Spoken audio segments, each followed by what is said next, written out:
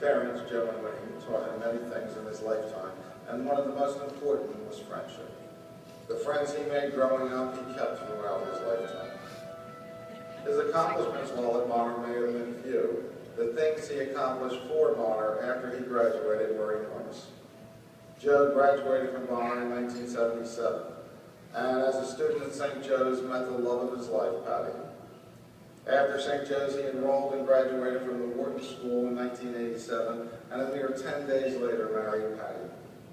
Joe and Patty raised 4 wonderful children, Kevin, Patrick, Christine, and Melissa. While working at various jobs, Joe found Comcast in 1994. He worked his way up the ladder where he was instrumental in a string of acquisitions and mergers to include Comcast's $47 billion merger with AT&T Broadband in 2003 and NBC Universal in 2011.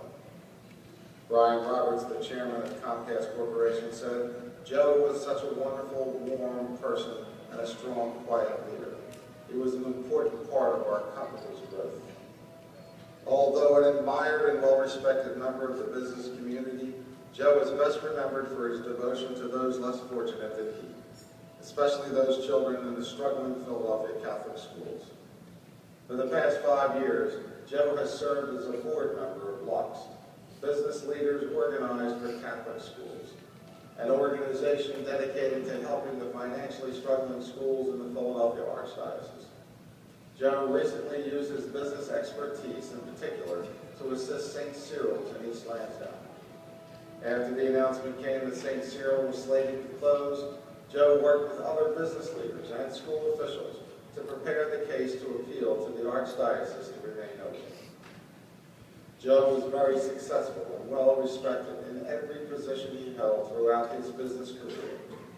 But what he will always be remembered for is the gentle and unassuming manner he had in everything he did and said.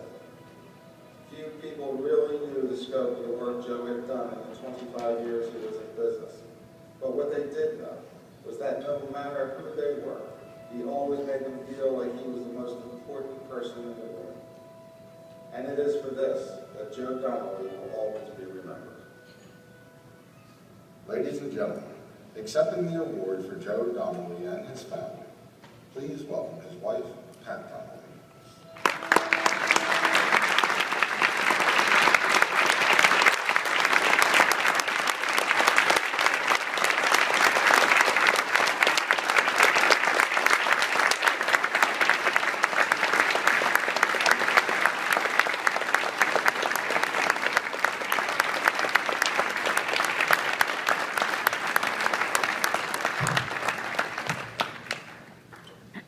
Joe's children, please come up.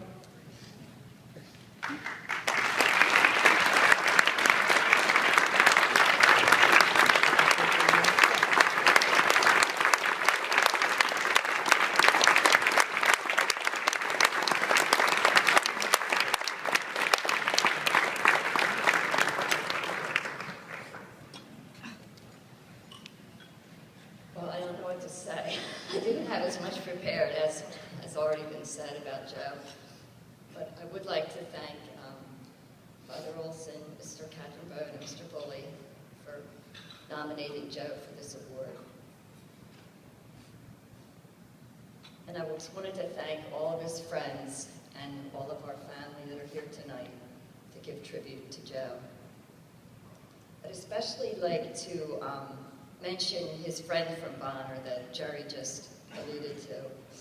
The guys that they have been friends for 30 years, they've been through everything together. Guys like John Lyons, Larry Dugan, John Barbella, Jerry Cuddy, Jeff Hennessy, Fran Luby, John Nihill, Mike Hennigan and Jim Burns, who I think are all here tonight. It's just a tribute to Bonner, I'll tell you, they're the greatest guys and they meant the world to Joe. And I just wanted to let you know, as a graduate of Cardinal O'Hara, sometimes it was a little too much Bonner.